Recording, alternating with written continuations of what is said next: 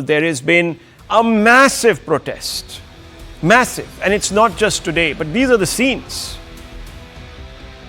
This is Shimla, viewers. Just look at the pictures. These protesters want a local 5-story mosque demolished immediately. These protests were first triggered a few weeks ago after there was widespread anger ignited by an attack on local businessmen and traders by assailants from the minority community. The assailants were chased but managed to hide inside the mosque. Locals from the majority community now claim that the allegedly illegal mosque in the heart of the hill town has become a safe house for, quote, outsiders with dubious antecedents, unquote. Senior ministers in the Himachal Pradesh Congress-led government have acknowledged that the mosque is illegal in the Legislative Assembly and should, in fact, be demolished. A state minister even said that the mosque was built on encroached land encroached by the Waqf. Despite the admission, the state government also acknowledges that it is powerless to act because the land is claimed by the Area Waqf Board.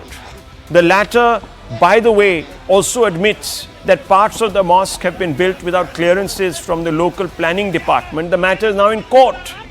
So the Waqf Board that is illegally allegedly taken over this land, though it claims that it is legally in occupation of it, acknowledges, the Waqf Board itself acknowledges that there are illegal constructions in this building.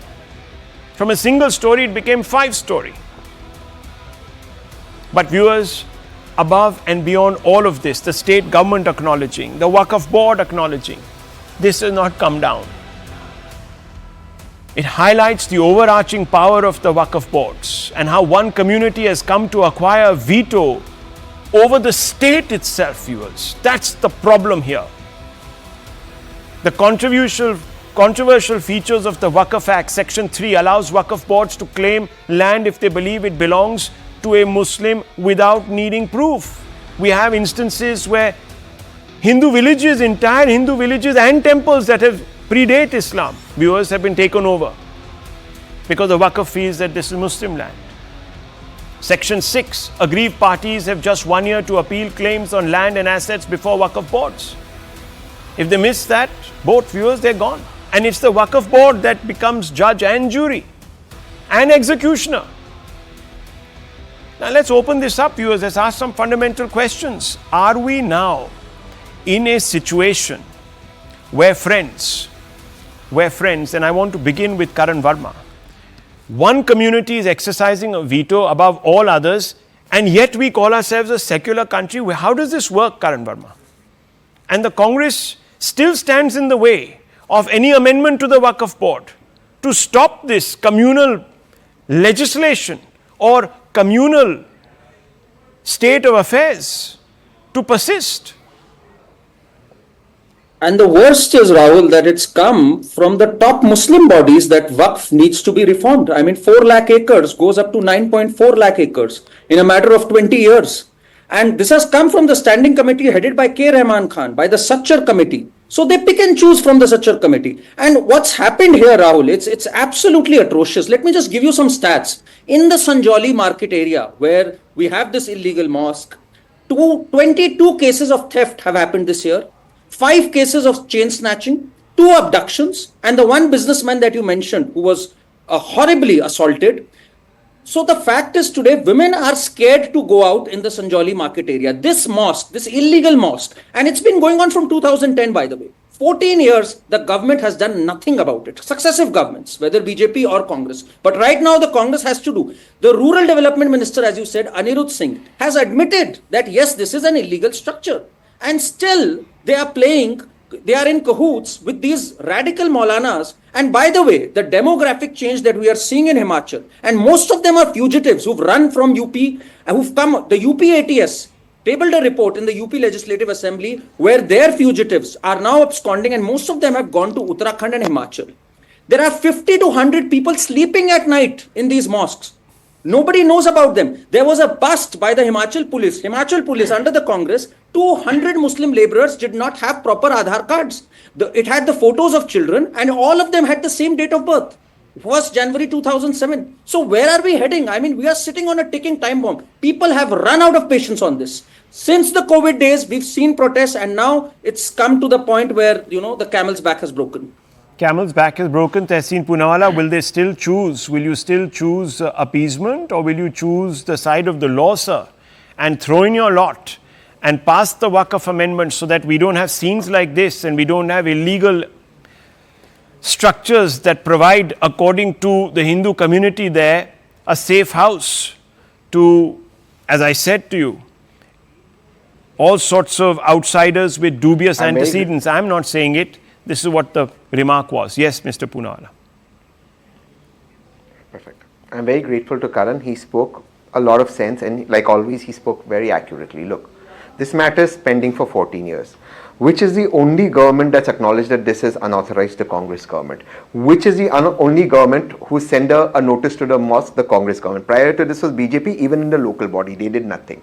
Now the matter is posted for the next day. BJP, as usual, smelling blood, has tried to make it a Hindu-Muslim issue. It's not a Hindu-Muslim issue, it's a issue of unauthorized construction.